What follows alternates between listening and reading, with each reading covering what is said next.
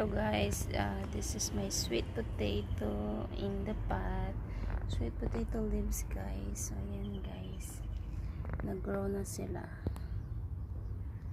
Ayan, meron pa dito guys. Ayan, green yung leaves na niya guys. Ayan,